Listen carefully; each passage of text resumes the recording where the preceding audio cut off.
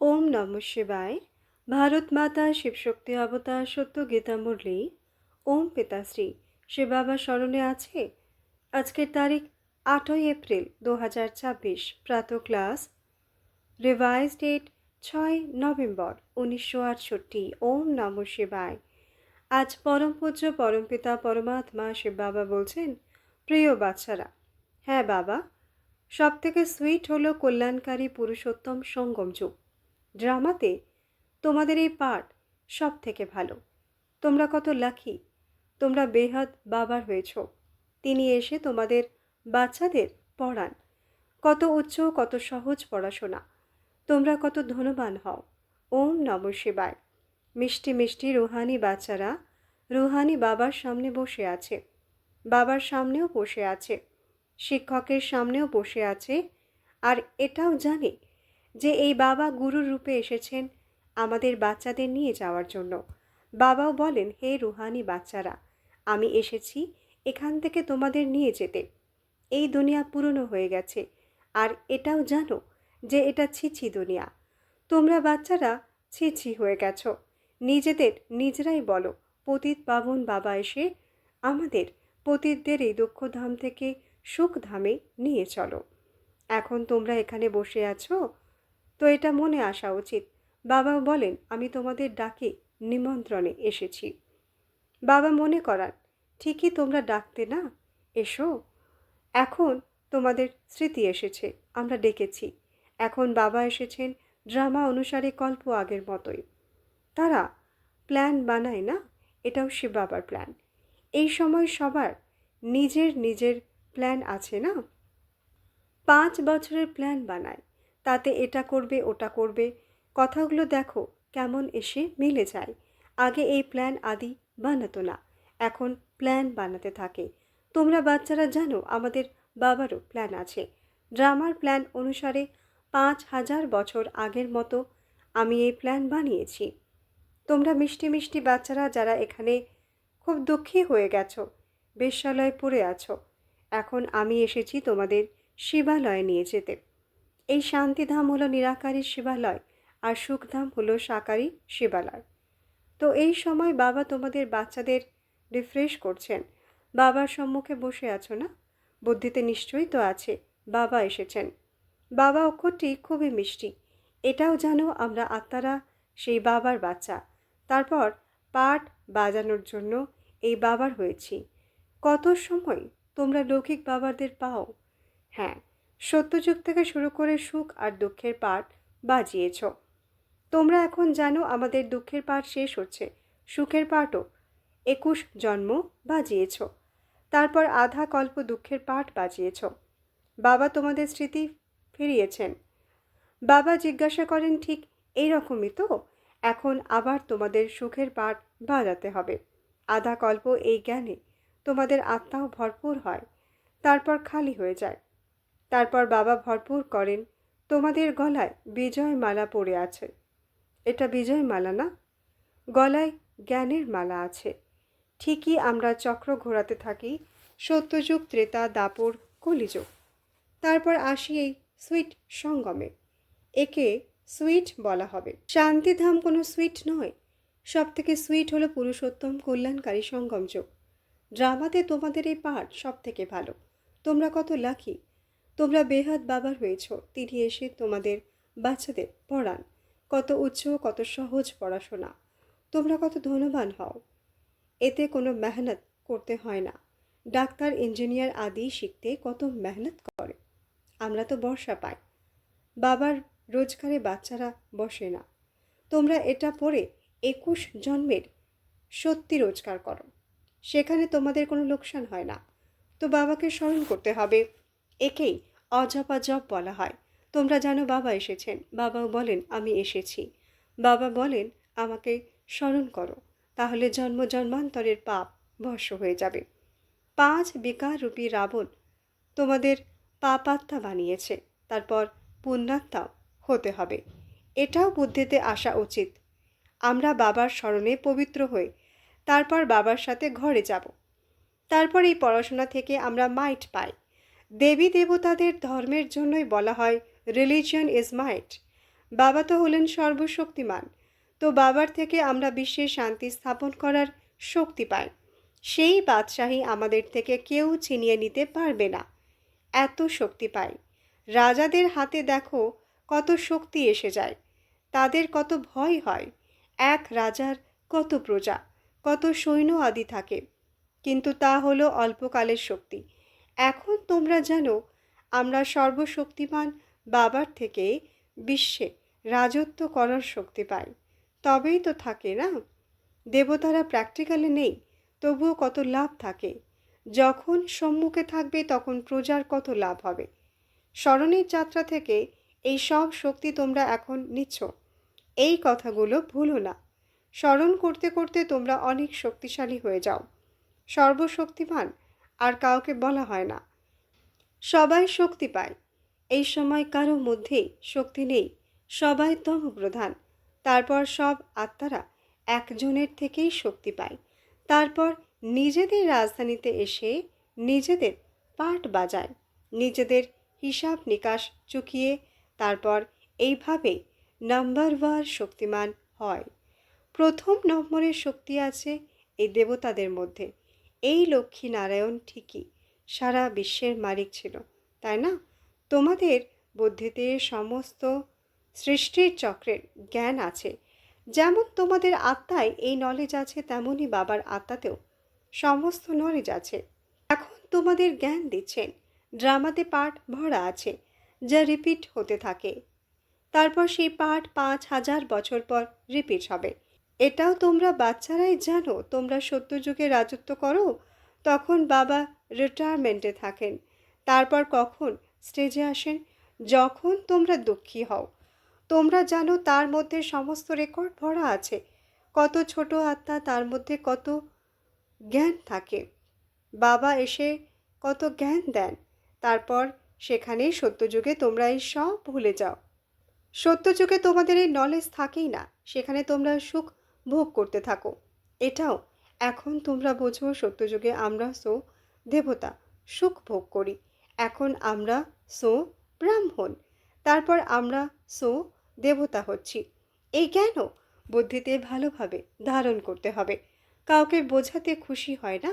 তোমরা যেন প্রাণ দান দাও। বলে কাল এসে সবাইকে নিয়ে যায়। বাস্তবে কাল আদি কেউ নেই। এটা তো তৈরি করা ড্রামা। আত্মা বলে আমি এক শরীর ছেড়ে চলে যাই। তারপর অন্য শরীর নেই। আমাকে কোনো কাল খায় না। আত্মার ফিলিং আসে। আত্মা যখন গর্ভে থাকে তখন সাক্ষাৎকার করে, দুঃখ ভোগ করে, ভেতরে সাজা ভোগ করে। তাই একে বলা হয় গর্ভজেল। এই ড্রামা কত ওয়ান্ডারফুল তৈরি করা আছে। গর্ভজেলে সাজা খেতে খেতে নিজের সাক্ষাৎকার করতে থাকে।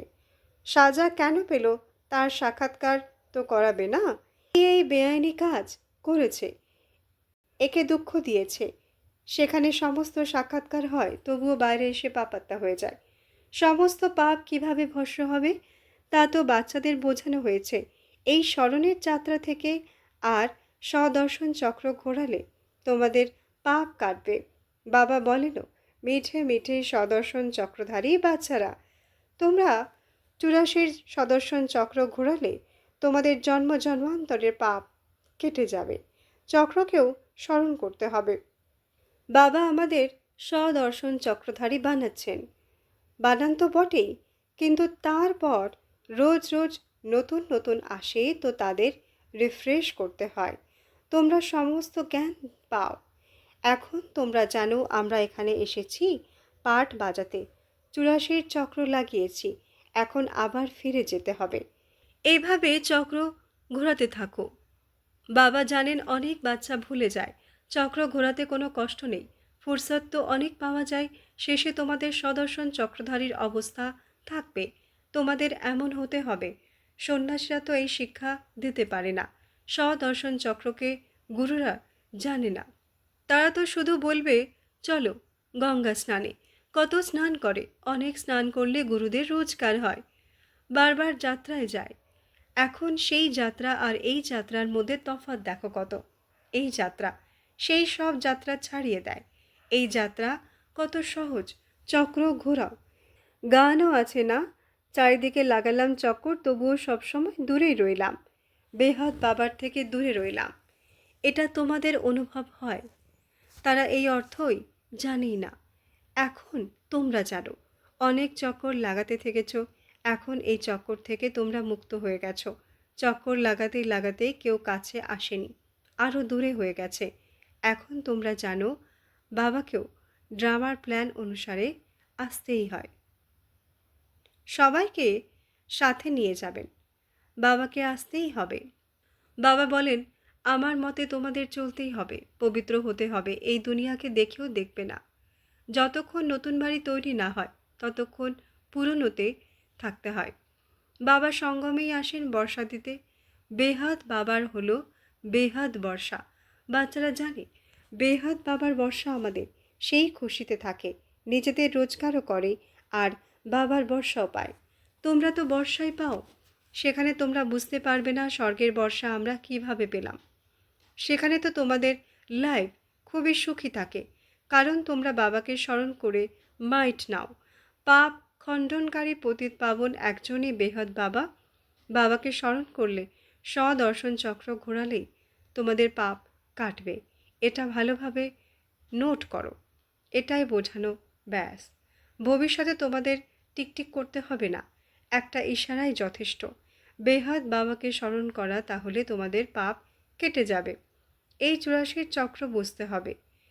গাওয়াও হয়, ওয়ার্ল্ডের হিস্ট্রি জিওগ্রাফি রিপিট হয়। এখন হলো সঙ্গম। তোমরা জানো সত্যযুগ ত্রেতা, দাপর পাস্ট হয়ে গেছে। তোমাদের এখন স্মৃতি এসেছে। আর কোনো মানুষের বুদ্ধিতে থাকে না, তোমাদের বুদ্ধিতে আছে। প্রত্যেক যুগকে 1250 বছর দাও। 1250 বছর সত্যযুগ, তার নিশানি এই লক্ষ্মীনারায়ণ। সত্যযুগে এদের রাজত্ব ছিল, তারপর ত্রেতাই হলো রাম সীতার, ডাইনেস্টি চলে না। তারপর ইব্রাহিম, বুদ্ধ, খ্রাইস্ট চলেছে। তোমাদের বুদ্ধিতে মুখ্য মুখ্য তো সবাই আছে, বাকি ছোটোখাটোদের তো স্মরণ করতে হবে না। কল্প কোনো লক্ষ বছরের নয়, এটা তো কালকের কথা। উত্তম থেকে উত্তম পুরুষ আর স্ত্রী হয়। তোমরা নর থেকে নারায়ণ, নারী থেকে লক্ষ্মী হতে এসেছো। এটা তো মনে আছে না? আর কারো বুদ্ধিতে এই কথা আসে না। এখানে তোমরা আসো, বুদ্ধিতে আছে আমরা যাই বাপ দাদার কাছে, তার থেকে নতুন দুনিয়ার স্বর্গের বর্ষা নিতে। বাবা বলেন সদর্শন চক্রধারী হলে তোমাদের বিকর্ম বিনাশ হয়ে যাবে। এখন যিনি তোমাদের জীবন হীরের মতো বানাচ্ছেন তাকে দেখো। এটাও তোমরা বোঝো, এতে দেখার কোনো দরকার নেই। এটা তো তোমরা দিব্য বুদ্ধির দ্বারা জানো, আত্মায় পড়ে এই শরীরের দ্বারা। এই জ্ঞান এখন পেয়েছ। আমরা যে কর্ম করি, আত্মায় শরীর নিয়ে কর্ম করে। বাবাকেও পড়াতে হবে। তার নাম তো সর্বদা শিবই, শরীরের নাম বদলায়। এই শরীর তো আমাদের নয়, এটাই সম্পত্তি। শরীর আত্মার সম্পত্তি হয়। যার তারা পাঠ বাজায়, এগুলো তো একেবারেই সহজে বোঝার কথা। কৃষ্ণের তো নিজের আত্মা আছে, তার শরীরের নাম কৃষ্ণ রাখা হয়েছে। আত্মারা তো সবাই, সবাই শরীরের নাম আলাদা আলাদা হয়। ইনি তবুও হলেন পরমাত্মা, সুপ্রিম আত্মা। উচ্চ থেকে উচ্চ। মানুষ বিভ্রান্ত হয়ে আছে, তাই কৃষ্ণের নাম লাগিয়ে দিয়েছে। এখন তোমরা বোঝো ভগবান তো একজনই, ক্রিয়েটার এক, বাকি সবাই হলো রচনা, পাঠ বাজানোর জন্য। এটাও জেনে গেছো কিভাবে আত্মারা আসে।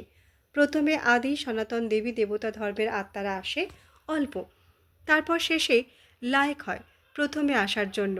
এই সৃষ্টিচক্রের যেন মালা যা ঘুরতে থাকে, মালাকে তোমরা ঘোরাও তো সব দানার চক্র ঘোরে না। সত্যযুগে ভক্তির একটুও অংশ থাকে না। বাবা বুঝিয়েছেন ভক্তির অর্থই হলো দুর্গতি মার্গ, সিঁড়ি নামা। জ্ঞান মার্গ হলো সিঁড়ি ওঠা। মূল কথা বাবা একটাই বোঝান, হে আত্মারা মামেকম স্মরণ করো। তোমাদের ঘরে অবশ্যই ফিরতে হবে। বিনাশ সামনে দাঁড়িয়ে আছে। স্মরণের পাপ কাটবে আর তারপর সাজা খাওয়া থেকে বেঁচে যাবে, না হলে সাজাও অনেক খেতে হবে। আমি তোমাদের বাচ্চাদের কাছে কত ভালো অতিথি, অল্প দিনের। সুপ্রিম বাবা পরমপিতা সারা বিশ্বের মালিক তোমাদের কাছে অতিথি। আমি সারা বিশ্বকে চেঞ্জ করি, পুরনো বিশ্বকে নতুন বানিয়ে দিই। তোমরাও জানো বাবা কল্প কল্প এসে বিশ্বকে চেঞ্জ করে পুরনো থেকে নতুন বানিয়ে দেন। নতুন থেকে পুরনো, পুরনো থেকে নতুন, হয় না? তোমরা এই সময় চক্র ঘোরাতে থাকো। সমস্ত চক্র বুদ্ধিতে আছে, বাবার বুদ্ধিতে জ্ঞান আছে। বর্ণনা করেন তোমাদের বুদ্ধিতেও আছে চক্র কিভাবে ঘোরে। তোমরা জানো বাবা এসেছেন, আর শ্রীমতে আমরা পাবন হই। যত ভালো পাবন হব স্মরণেই পাবন হতে থাকব। তারপর উচ্চপদ পাবে। পুরুষার্থ করাও জরুরি। পুরুষার্থ করানোর জন্য কত চিত্র আদি বানায়। যারা আসে তাদের তোমরা 84 চক্র বোঝাও। বাবাকে স্মরণ করলে তোমরা পতীত থেকে পাবন হয়ে যাবে। এখন তমপ্রধান হয়েছ, আগে শতপ্রধান ছিলে তো কত অল্প ছিলে, এখন তো প্রচুর হয়ে গেছে। আর তারপর অন্য অন্য ধর্ম আসতে থেকেছে। সমস্ত খেলা তোমাদের ওপরই। 84 চক্র প্রথমে তোমরাই নাও। তোমাদের জিজ্ঞাসা করে তোমরা ভারতের কি সেবা করো, বলো। আমরা ভারতকে এই স্বর্গ বানাই। ভারত 100% সলভেন্ট ছিল। আমরা এই ভারতের সেবা করি। আমরা এই দেবতা হচ্ছি, চাল চলন শুধরাচ্ছি। ক্যারেক্টার তো পবিত্রতার ওপরই। আচ্ছা, মিষ্টি মিষ্টি রুহানি বাচ্চাদের ইয়াদ প্যার আর নমস্তে।